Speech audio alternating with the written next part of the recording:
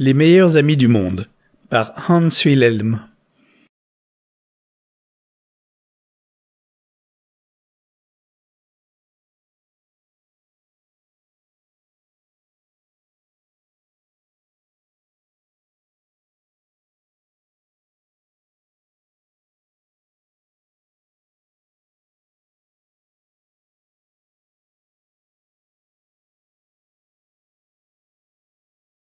Nestor habitait dans une ferme avec sa sœur, ses frères et ses parents. Ils vivaient heureux sans se soucier de leur nourriture. Ils avaient même oublié comment on s'en procurait. Tout comme ils avaient oublié que les ailes d'un canard peuvent lui servir à voler. Le meilleur ami de Nestor s'appelait Victor. Mais Victor, lui, était un canard sauvage.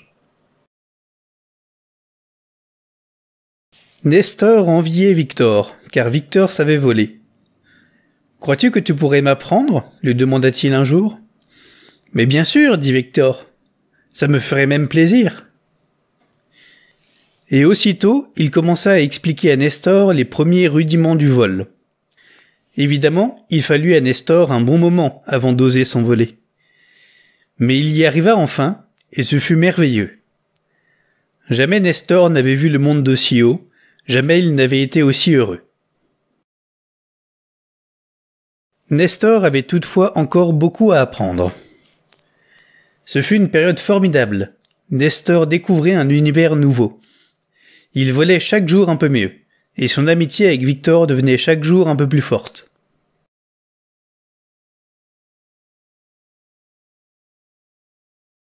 Victor et Nestor ne se quittèrent pas de tout l'été.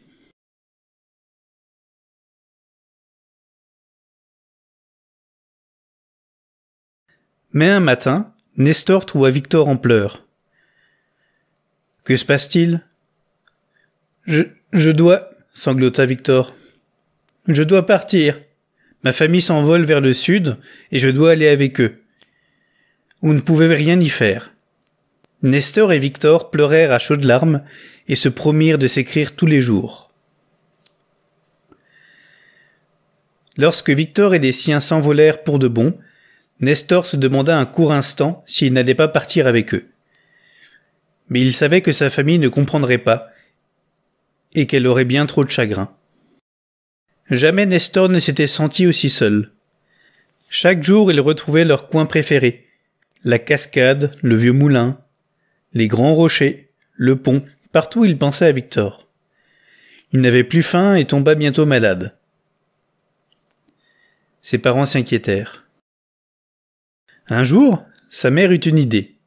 « Si Victor te manque tellement, dit-elle, que dirais-tu d'aller tous ensemble vers le sud pour lui rendre visite ?» « Mais ce n'est pas possible, soupira Nestor. Pourquoi ? Parce qu'il faut savoir voler pour aller vers le sud, et vous ne savez pas. Eh bien, il suffit que tu nous apprennes. Nestor n'en croyait pas ses oreilles. Vous apprendre à voler ? Balbutia-t-il. Bien sûr, pourquoi pas ? Le lendemain matin, Nestor prit un solide petit déjeuner. Sa mission lui sembla si importante que, pour la première fois depuis longtemps, il cessa de penser à Victor. « Allons, allons, au travail, houspilla-t-il, en place pour la première leçon. » Ce n'était pas si facile d'apprendre à voler. Mais heureusement, la famille de Nestor avait de bonnes dispositions, car à la fin du cours, Nestor était satisfait. « Je pense que bientôt vous saurez voler. Il y a encore du travail, bien sûr, mais nous y arriverons. »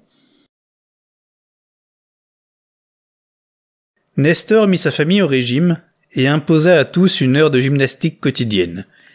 Fini les petits gâteaux, fini les chips et fini le pop-corn. Inspirez, soufflez, inspirez, soufflez. Nestor constata qu'on pouvait aussi beaucoup s'amuser avec sa famille.